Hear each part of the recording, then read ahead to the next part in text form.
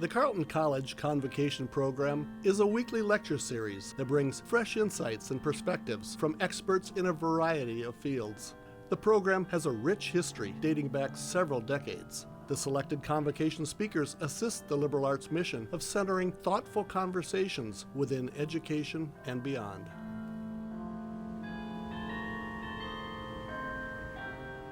Good morning, all.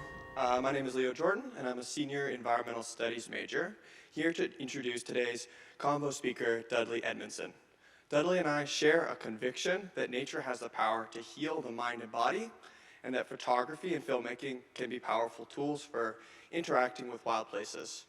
Dudley's work has been featured in over 100 publications, numerous galleries across the country, but what separates him from so many other wildlife and landscape photographers is that he recognizes that access to and acceptance in what we consider wild places is racially coded. Dudley was one of the first artists to highlight the involvement of African Americans in the public land system. He built on this by creating a set of outdoor role models in his most famous book, Black and Brown Faces in America's Wild Places. Reading through some of Dudley's work, I was personally reminded that the experiences I have in nature, whether they be sort of tranquil or heart-pounding, are not to be taken for granted. In many ways, they're a reflection of my privilege. Lack of time, financial resources, and the presence of racially driven social norms around wild places are barriers to these perspective-shifting moments. This is where Dudley's community-based leadership, especially working with urban youth and urban youth of color, really become important. Dudley works to ensure that what is left of America's wild places is to be shared and not gatekept by the group doing like most of the exploitation. It's really inspiring work. So please welcome to Carleton College, Dudley Edmondson.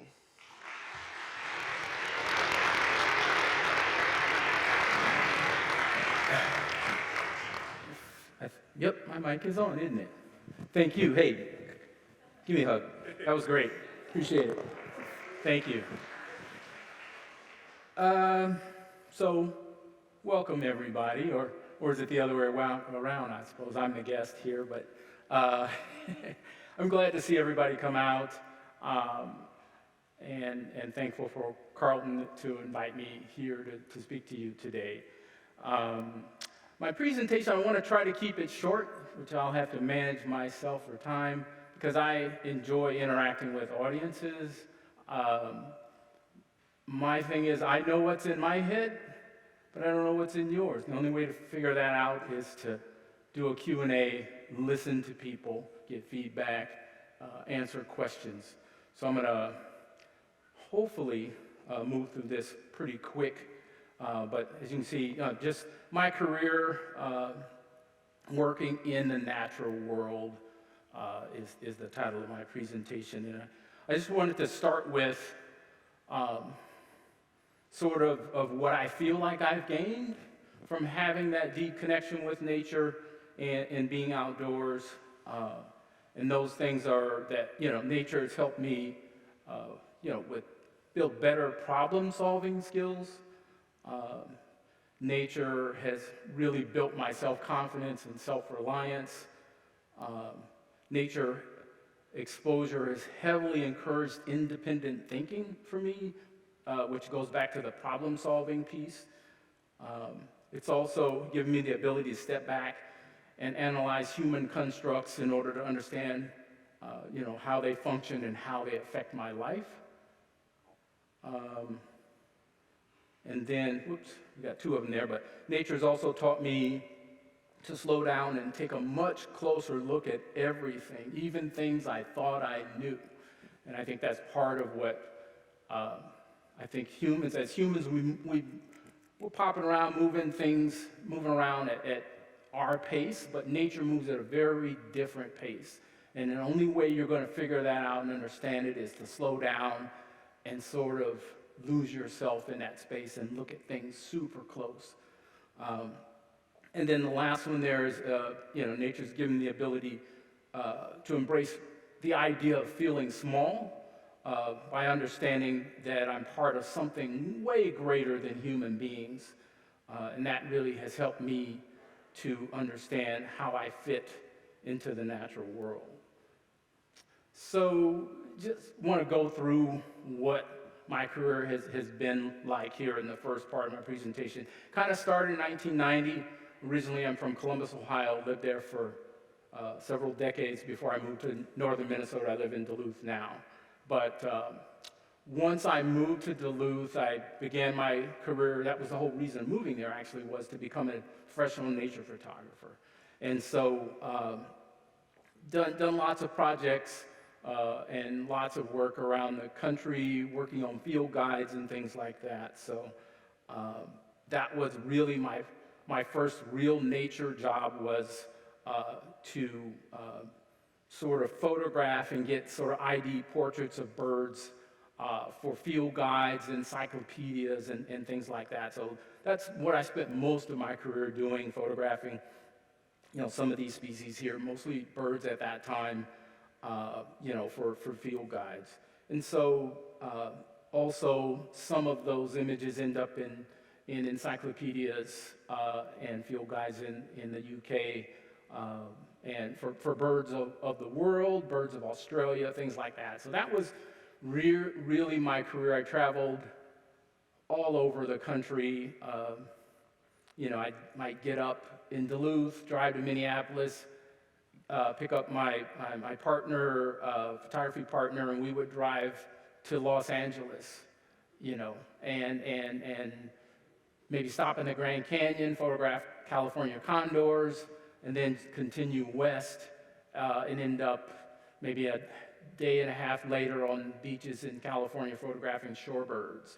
And that was kind of my life for about 7 or 8 years, which was a lot of fun. It was weird because it's like, are you sure we're getting paid to do this? This is, it just seemed like a weird kind of life to just be able to just kind of move and with, in many ways, with nature. As nature moved, and we would move it with the seasons and with migrations of birds and all kinds of stuff. So that was in the mid to late 90s. That was my life, which I'm very, very thankful for. So I just want to do a real quick sort of condensing that multi-decade career of nature photography into just a few minutes here that I want to share with you. So we'll watch that real quick.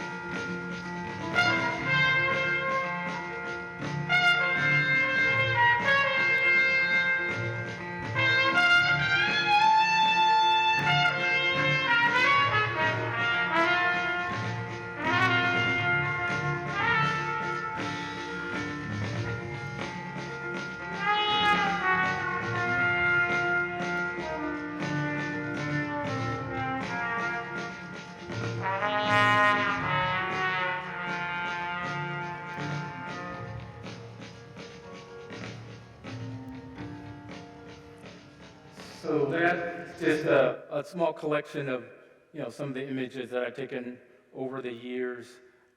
Should back up a little bit about my partner was a guy named Stan Tequila. I don't know if anybody's ever seen the little Birds of Minnesota field guide, but Stan and I,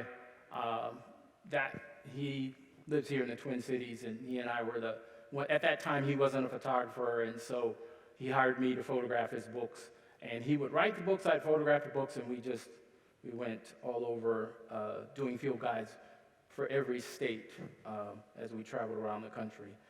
So I also do filmmaking, worked quite a bit I've always been an independent contractor as a filmmaker, so I've done projects for National Park Service, Nature Conservancy,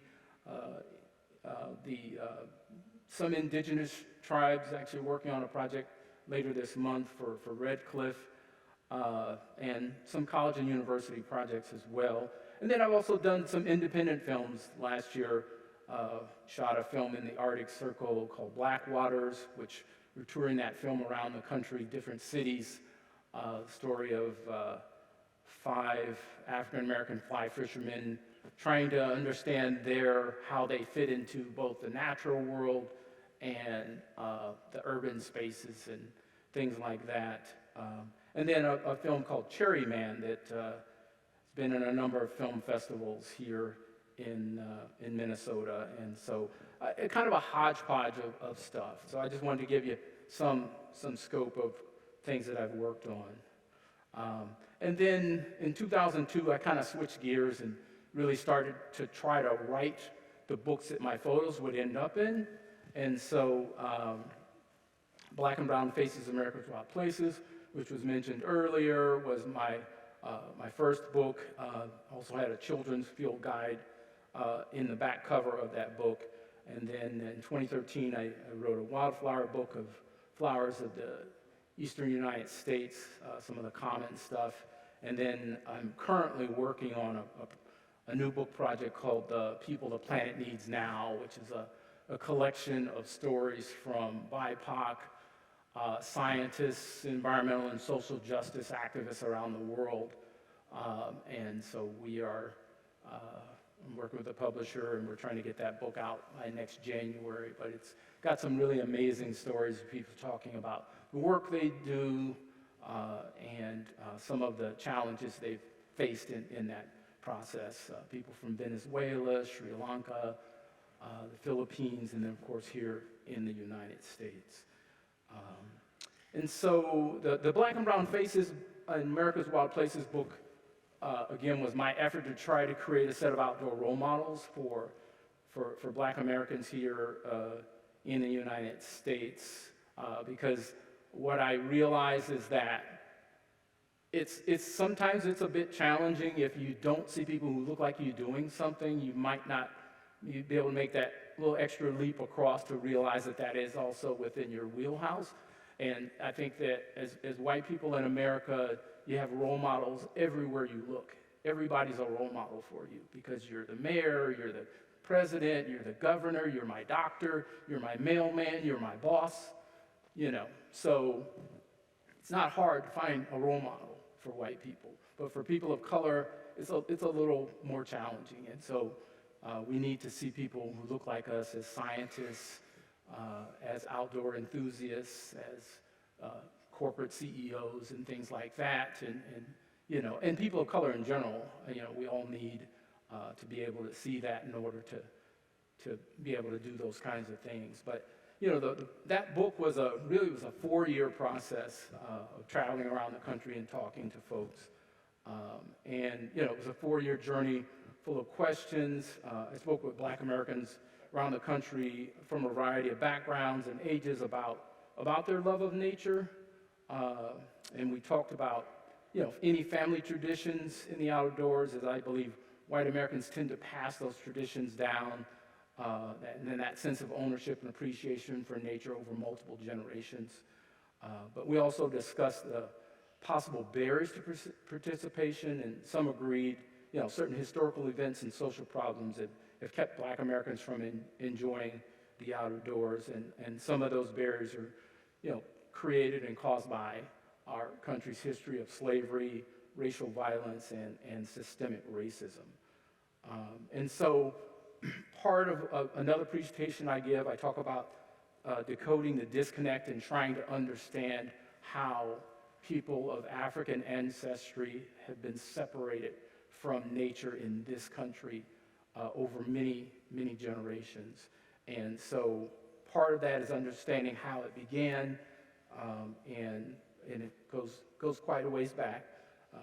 And so historically, the outdoors for Black Americans was a really stressful space with hard work under horrible conditions, but it was also an unsafe place where violence could occur at the hands of hostile racist whites. So I have images there of sharecropping and also, unfortunately, a lynching of a Black man somewhere in the Deep South. But those kinds of things do certainly affect the way you perceive nature in the outdoors. So unfortunately, much of Black Americans' outdoor experiences and activities based on necessity, or activities based on necessity, not really leisure and recreation. And I think that the slavery and sharecropping lifestyle really left us with few positive experiences in the outdoors. So that's, for me, I'm just trying to put the pieces together, and these are things that I feel like that could be a marker, that could be a marker, that could be a marker. So that's marker one. The next marker for me is those great migrations out of the Deep South, when Black Americans started moving north, looking for life with dignity in those big urban cities like Chicago and New York, et cetera. So many of those stories of struggle and violence in the South were sort of carried forward and carried north as words of warning for that new generation growing up in those new areas. And you combine those negative experiences with these generations now growing up in urban spaces, sort of apart from green spaces. And so you're compounding that disconnect, because now you've got people growing up in concrete jungle. And so that's another layer. And then, of course, we have our segregation laws.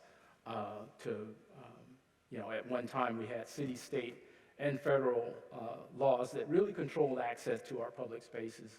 And in many cases, tax-paying Black Americans were not allowed in public spaces. In city parks in the Deep South, Black people weren't even allowed in those parks. You'd get a ticket or you'd get arrested for being in a city park. And so, you combine all those things with, even the beaches and things like that, as you see some of these images, and you get some sense of why Black Americans, until recently, really still haven't felt welcome or safe in outdoor spaces. And then thinking about the Civil Rights Movement of Civil Rights Act of 1964 really gave Black Americans, for the first time, full access to public spaces. So, I even think about that in my lifetime. I was 2 years old when the Civil Rights Act was passed. And so, within my lifetime, that has taken place. So it's, you have to put all these things into perspective and layer them on top of one another, and then you start to see, well, okay, it makes sense. This is why this is and that is, and things like that. So that's me trying to put those pieces together. But I feel like, things have certainly changed in the amount of time, certainly, that I've been looking at some of these issues. And so I talk about moving forward, looking towards a browner, more inclusive conservation and recreation future, and the ability to sort of rethink our relationship with nature and the outdoors. And so, recently the increased use of outdoor spaces among Black, Indigenous, and people of color, creates opportunities to reevaluate and change our relationship with nature pretty much everywhere, but particularly in our urban green spaces, I think. I say people of color around the globe have long had the ability to see their connection to nature outside of the ideas of extraction, control, and commodification. Just about everywhere you find brown people on this globe, they understand that nature and humans are one. And they behave accordingly, and they understand their existence is dependent upon having a healthy ecosystem. So they use the resources in a very sort of wise and conservative way. And then so I believe that BIPOC perspectives are really critical to the future of all conservation efforts. I believe that white-led conservation organizations continue to see spaces devoid of people as having greater ecological value than urban green spaces. But I personally don't think, there's a whole lot of difference. So I put that little line in there. I don't think a tree in Yellowstone sequesters any less carbon than a tree in Compton, California. I mean, they all do the same thing. So why don't we treat them accordingly? And I also don't believe that a green space in an urban space surrounded by the concrete jungle is any less valuable or endangered than a plant community on some mountaintop, environment where nobody has access to it. They're both important, but somehow we put more value on spaces where there are no humans, more ecological value, and I think that's really stupid, personally. I think that all green space has value, and it should all be treated accordingly. We should put as much money into protecting a forest in an urban green space as we would a forest in some, remote part of the country. So the more urban green space we lose, the more we disconnect people from nature and make it harder for them to understand the impacts their actions have on the environment. So if you don't have any nature around you, you really have a difficult time understanding how, pouring motor oil down the drain or, using plastic straws or whatever is going to have an effect on nature. You have to be in community with the natural world at every possible moment to be able to understand how the things you do impact nature. At least this is just me talking about what I think is necessary.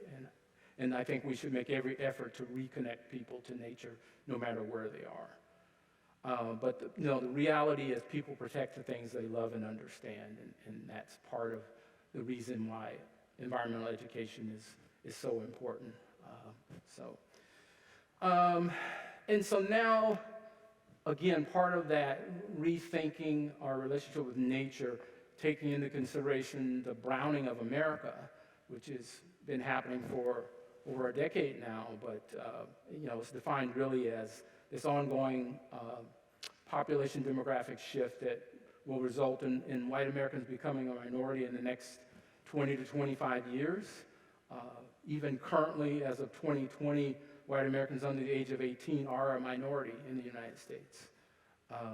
And then recent Brookings Institute studies suggest that really youth of color are going to make up the bulk of all this nation's population growth over the next 42 years. Brown children will make up the population growth for this country, and so we need to understand that, and how are we going to turn these young people into conservationists? How are we going to educate them and make sure that they have access to green space and understand that we need to continue to protect the environment, because they're going to be taxpayers, they're going to be voters, they're going to be elected officials. So it's important that we get started working on that. And so I showed the shift really happened in 2013. That's when more brown babies were born in this country than white babies, and that is continuing to be the case. It's not some kind of alarmist call. People should run in the streets or jump off of buildings. If you're that kind of person, I'm sorry to inform you that this is the reality. But I think most of us will see this as an opportunity to just, do something different and something better for humanity and something better for the environment as we, move forward. There's a little collection of organizations I know around the country that are doing amazing things to engage people of color in the outdoors. And so I feel like you're looking at really the folks who are going to, really move people of color to get into the outdoors safely, as well as to protect the environment. And this list is growing probably every year, but these are just ones that I've worked with or know. So we're going to now just watch sort of a teaser of Black and Brown Outdoor Adventurers. These are some of the folks that I've had the privilege of sharing time with, spending time with, doing amazing adventures with, and I just feel like these folks are part of the future of both conservation and outdoor recreation, and so just sharing some of them with you and some of the adventures that we've been on. So, and then after this, we'll do questions. I hope everybody is loaded with some cool questions. So we'll run through this here.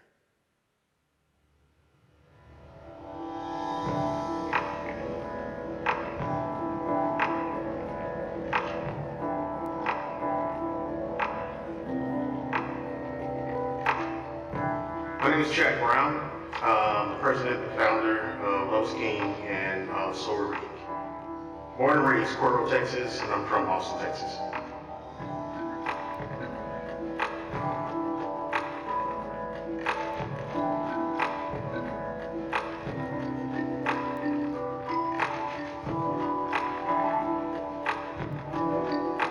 Nature gives me a spiritual foundation,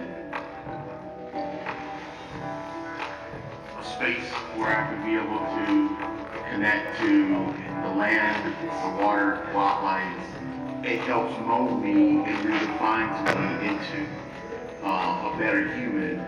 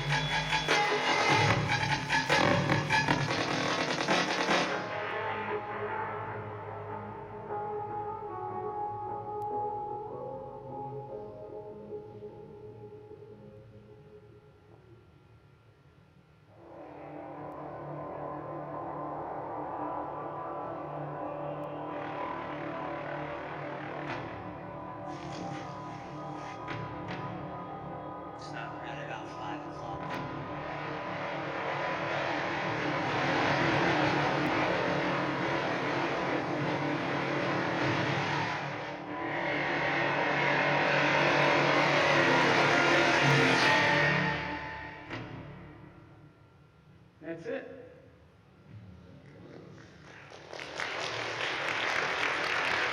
Thank you. Thank you very much, Dudley. That was amazing. And Dudley specifically said that he was going to keep his presentation a little bit shorter because he loves the Q&A. So let's not disappoint, but we do have just a couple announcements first. The hands are already going up. Next week, we will enjoy Jen Hammond, Carleton class of 93. Jen Hammond, also a Harvard University and Moscow Art Theater MFA graduate. She has performed nationally and internationally and is the author of the book Returning the Bones, which incidentally will be on sale before Convo next week. After Convo, we have Convo Luncheon, of course, and unlike previous, we're going to be in Great Hall. So if you've signed up, we're going to be in Great Hall. If you have not signed up, we have space. So please see me afterwards. We'd love to have you. We do have a few more seats at the table. There will be chicken parm, or at least so I've been told. And just please remember that Convo Luncheon isn't just for Carleton faculty, staff, and students. It can be for community members too. So please reach out if you would like to attend today, next week, whatever. I think that's it. I did mention Great Hall, right? Not AGH. Let's get to Q&A, and I know I saw one hand. There we go. This will kick it off. Hi, wonderful talk. How did your interest first get sparked in the outdoors, nature, birding, wildlife? You know, yeah, it was twofold. Unfortunate circumstances with the family home. My parents struggled with alcoholism, I think somewhat related to the racial tensions in the 60s and 70s and things. And so that made the household kind of traumatic.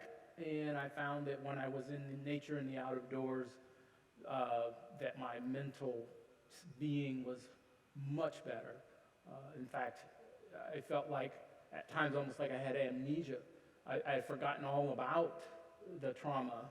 We would go on family picnics and be catching channel catfish and eating, you know, burgers on the grill and having a good time as a family in the out of doors. And sort of temporarily, it felt like everything was normal until you got back home. And so I just found that when I was in those outdoor spaces that my mental state was great, and I decided that for the rest of my life I was going to maintain a connection to nature in some manner. And for me, it just became nature photography. But the other part of it was I had a high school art teacher who was a crazy bird watcher, and he got me into birding in the 1979, 1980, and so that also opened a new portal for nature for me to get out and do stuff. And so I would say those are probably two of the biggest factors for that happening. I know there's a question way in the back. Yeah, thank you so much for your talk. Sure. As sort of a white environmentalist myself, how do you see the modern environmental movement better incorporating the views of Black and Indigenous people that are so desperately needed in the movement without co-opting those views or co-opting or taking those views without due credit or, Yeah, I mean, you know, some of it's area specific, but I think in general, I feel like, you know, there's a lot of place-based knowledge from Indigenous people as well as people of African ancestry who have, you know, spent time on the land and understanding spaces and things, and that knowledge oftentimes is pushed aside because that person doesn't have a white lab coat and a pocket protector and some glasses, and they're not have a degree as a scientist. And so I think that you need to make space for place-based or tacit knowledge from people and sort of, you know, make room at the table, really, and be genuine about wanting to make change and being inclusive and not wanting to be the lead and control of everything. I think that oftentimes is sometimes getting white folks to relinquish leadership is and control. It can be difficult. And so, you know, it's just, you have to just kind of figure it out one area at a time. But I mean, there's a lot of things I see that are going on I think are good. Land back movements are great. Giving up, I think we recently gave up some parkland here in Minnesota back to Indigenous people. So I mean, those kinds of things are also helpful. But there's a lot of ways to do it, but I think sometimes it might just be, well, what group, what organization. But anything to move in that direction is great, I think. So that answer wasn't too long, but. I'm gonna stand up because I'm short. Hi, Hey I'm there. Dia. Beautiful pictures. So I actually have two questions and a comment, statement, or just thought. The first question is, do you remember your first camera that you got? The second question is, your favorite place to like find birds and take pictures?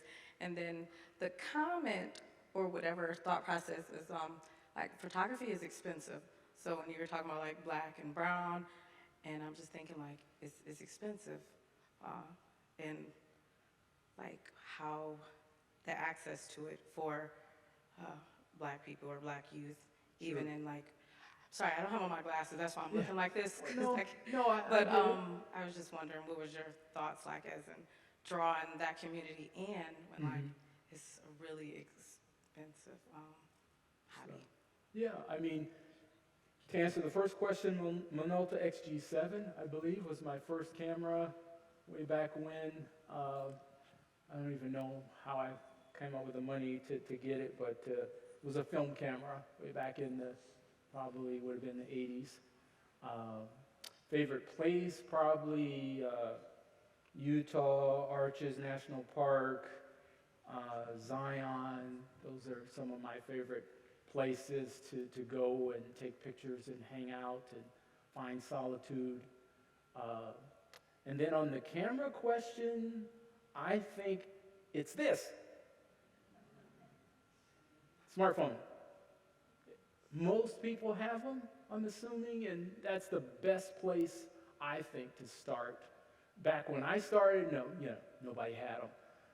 But, when I'm working with youth groups, I say, let's let everybody whip out their phone and let's take some pictures of stuff. I mean, you don't need, all you need is something that can capture the moment, and it doesn't have to be a $3,000 or $4,000 camera. I mean, to me, cameras are time machines. I've always viewed cameras as time machines because they can stop time, slow down time, speed up time, freeze time. They can show you things you didn't see. I could take a picture of this room right now and then review that photo and see something happening in this room that I didn't see in real time. And to me, that is the magic of a camera. It shows you things that you don't know are happening. But again, like I said, it speeds up time, slows down time. And so a lot of times when I'm talking to young people, I talk about cameras as being magical time machines because to me, I think that just makes them cooler. So, question? Thank you so much for being here today. I was wondering if you could speak a little to your career as an independent filmmaker and what the process of finding and creating projects looks like for that. Yeah, I have had most of my career has been, I would say, probably good fortune in that most of the film projects I've worked on are paid things, working for clients. And the two films I talked about, The Cherry Man and Black Waters, are really the only independent projects I've ever done. So maybe I'm not the best person to answer that question, but I mean, I know it's a process, and I mean, I feel like most of what I think is necessary is to find a subject that you're passionate about and just figure out how to make it, and don't worry about, sponsorship or funders, but find other creatives that are as passionate about that project as you are, and you work collectively together and produce something, and then, enter it into film festivals or whatever, and then you might end up in a situation where you're getting, financial resources or sponsorship or whatever from folks. But, that process I know is a challenging, long road, and I know lots of people who are trying, to do those kinds of things, and they're making films and entering in film festivals, but I don't know. I feel like you should make your projects first for you and your passion and the emotions that you put into it. If they come across on screen, other people notice, then,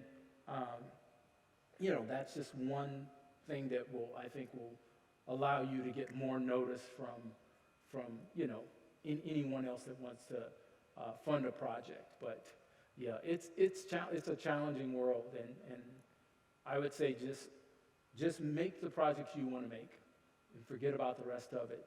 And if the rest of it happens, it happens. And like I said earlier, working with people who are as passionate about whatever that thing is as you are.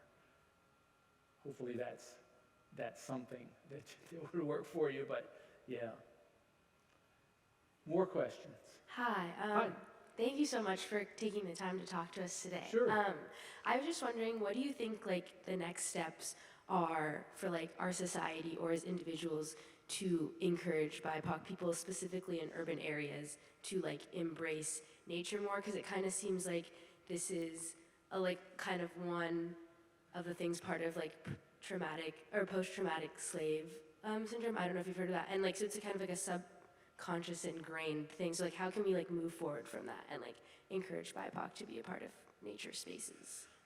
Yeah, again, I go back to that process of, it can be very specific to areas of the country and to communities, but I certainly believe that having more people who look like us promoting these spaces, I think, is super important.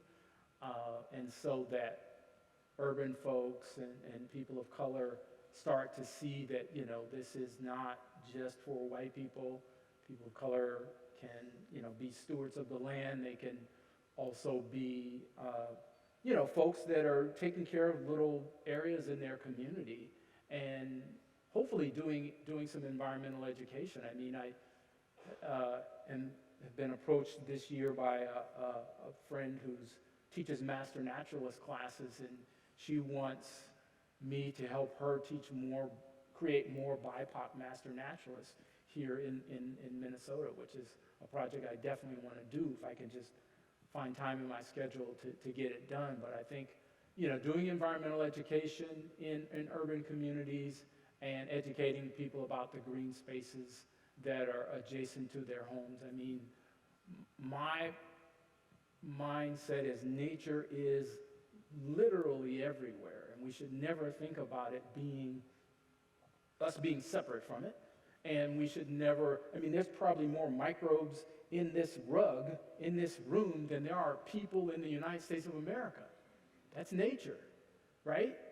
And so we have to be thinking on those levels and just educating people that nature is everywhere and that we should appreciate it and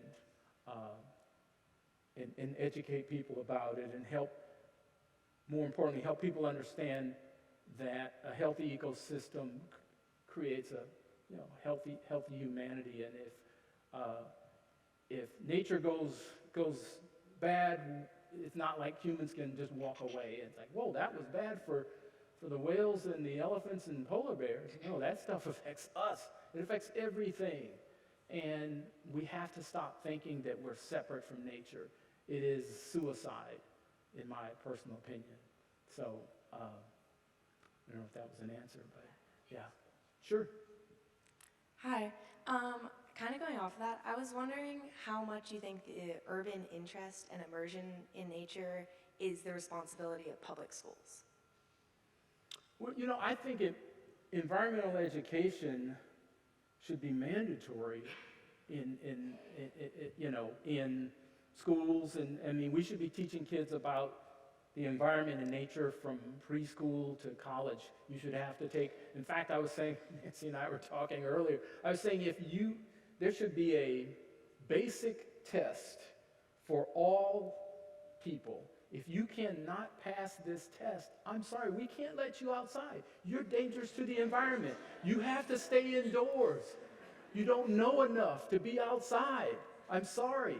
And if you can't pass that test, you can't go outside. So we should be teaching environmental education at every level, By the time you graduate from college, you should damn near be a master naturalist just because you've had repeated environmental education stuff. And I was saying, again, Nancy and I were having this conversation, Nancy Breaker, we were having this conversation as we were walking today, that if like 70% of humans had this immense amount of environmental education and knowledge, I don't think we'd be anywhere close to the crap that we're dealing with climate change and the environment and all of that stuff. I think that I personally believe there's some part of corporate America that intentionally wants to keep people ignorant about nature so that they can continue to do the things that they do. Because if you don't know, then you're not going to protest and raise hell. And so I think there's a certain part of that that's, so I just think environmental education is crucial for every human being on the planet. Yes? Hi, I just want to say I really appreciate like you taking the time to be here as well. And I'm curious about what type of like BIPOC focused environmental awareness and exposure like initiatives there are here in Minnesota, like in the Twin Cities, like as a Carleton BIPOC student myself, like Sure. what type of things would you recommend, like, or groups to look towards? Yeah. Well, there's the Urban Birding Collective in the Twin Cities, which is a BIPOC queer community group of birders that are going out and doing things and making people of color and queer people feel safe in outdoor spaces because they're doing things collectively as a group and they're learning environmental education as a group. That's one group. Hopefully there is still Outdoor Afro, pardon me, that is here in the, again, in the Twin Cities, Outdoor Afro. And then there's I want to say there's a BIPOC Outdoors group in the Twin Cities that I think is run by the Minneapolis Parks, I want to say. There's a black woman with parks. Those are three that I can think of. Urban Birding Collective, Outdoor Afro, probably be the easiest to find. And then I think the other one is like BIPOC Outdoors Twin Cities or something like that. So those would be my suggestions. Sure.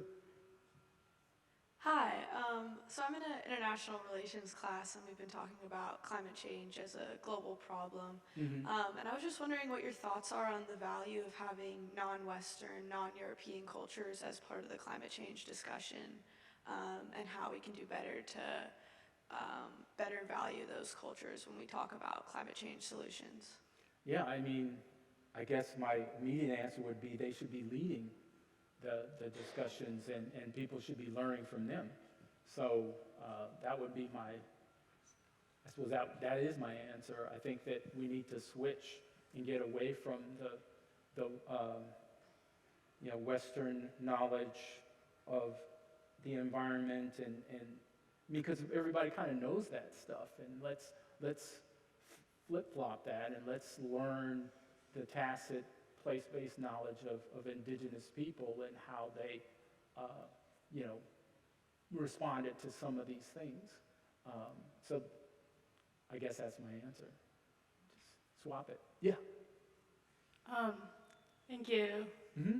So, as a naturalist who's been all over the country, where do you recommend someone starts in terms of learning, like plant names and all the aspects of the natural world? Well, my answer would be in your yard. Learning the difference between invasives and native species. I mean, as I keep saying, nature is everywhere, and whether it's a front lawn or a managed green space by some city entity or whatever. But I think it's important for people to learn about nature where they live in order to be able to appreciate it everywhere else. At least I think that's the best way to learn. You learn that way. And so, yeah, I guess my answer would be your yard or the closest green space to where you live. And then using Merlin ID is a good bird app. Minnesota has an app. I can't remember the name of it, but you can get it on your phone. The Minnesota Wildflowers, anybody? Is that what it is? Minnesota Wildflowers is an app that you can get for your phone, but there's also a website. And those would be two places to start to learn about species. But I mean, if you really get into it, at least I found that it's just very addictive. I'm one of those people, excuse me, who easily gets bored. I like knowledge. I want to shoot me something I don't know, pop it into my brain like battery cables, onto a dead battery or something, and charge my brain up. So it's like I want to learn all the time, and I realized that I could learn about nature from birth to death and still never learn everything, and that makes me hungry and want to know more, feed me more, because there's so much to learn and different ways to go once you start. For me, birds was my entry, but then I started learning about plants and flowers and pollinators, and yeah, it's just a never-ending thing. So, yeah. Well, thank you for coming here. I get from a lot of friends, I really care about environmental movements, and I've taken classes and stuff, but I'm not an outdoorsy person, and so they don't want to go outside on a hike or something. How do you recommend helping friends form a more personal connection with the outdoors? Trick them. It's always been my answer to that. I've had that question before. And what do they like to do? They like to play, what's it called, with the frisbee golf, frisbee golf or whatever. Do they like, I don't know if Pokemon probably doesn't exist anymore, but, games on your phone where you're finding things.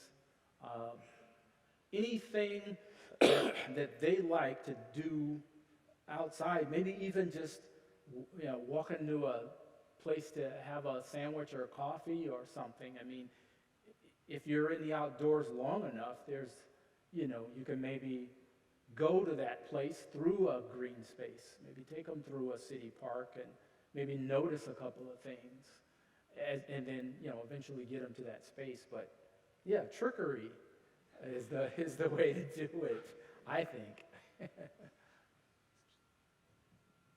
Hi again.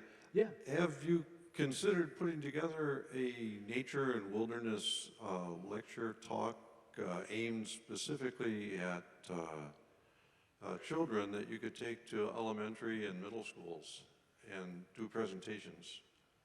And also, have you considered maybe instituting an outdoor wilderness camp for BIPOC children? I do talk to youth around the country regularly. I'm going to Raleigh, North Carolina this year to talk to kids. I think I have some other youth, elementary school oriented. So I do have some programs that are designed for young people, and I do some of those programs. A lot of, I do less talking and show more videos of chipmunks eating, cherries or whatever, just showing them pictures of nature and things like that to really, engage them. But yeah, trying to do that. And then, going on hikes with kids, and those kinds of things, and teaching them about nature as we're moving along, maybe a bird or a plant. So that's kind of been my way of engaging younger audiences, but I thoroughly enjoy working with kids. They're not so critical, and I really like middle school kids. Are probably my favorites, and so yeah, I do enjoy doing programs with kids, and do have a couple of presentations that I do in schools. And the other half of your question was.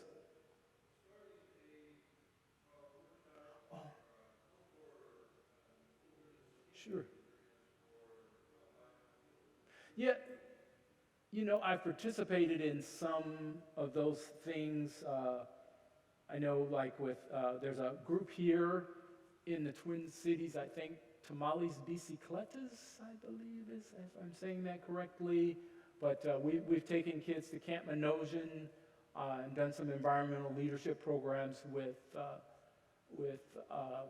youth of color, with that group, Latinx kids.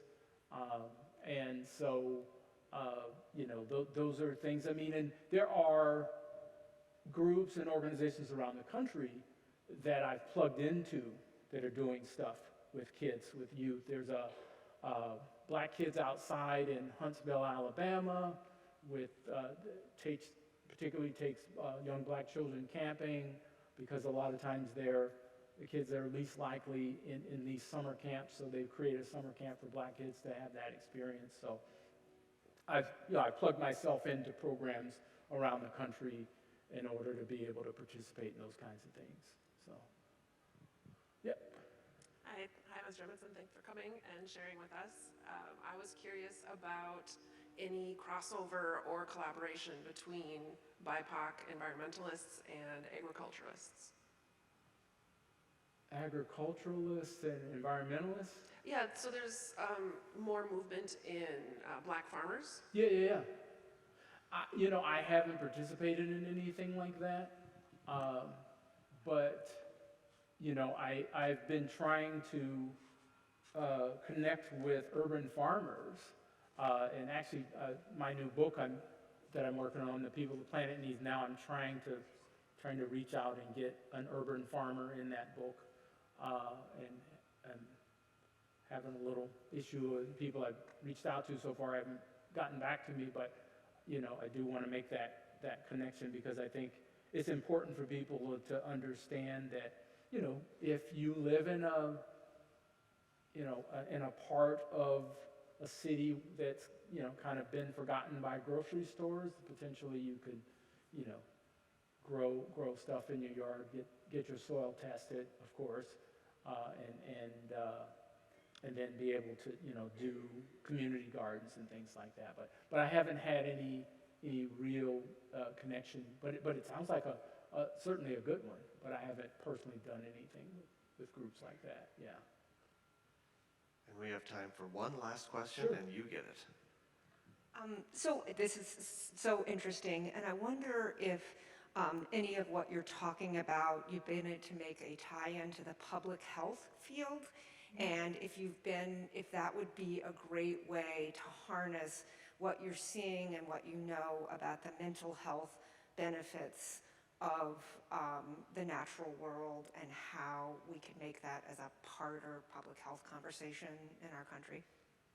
Yeah, that's a good question. Actually, I'm literally working on a video project with the Minnesota Department of Health right now, that very thing in Brooklyn Park, Brooklyn Center, where they are doing a project, Black Joy, and talking to urban youth about connecting to nature, and we've taken kids to some of the state parks, and they've participated in things, and then talking about their experiences in those spaces. So my answer to your question is I'm working on some video projects with the Minnesota Department of Health around that very thing at this time. Actually, Monday I'll be in the Twin Cities doing that.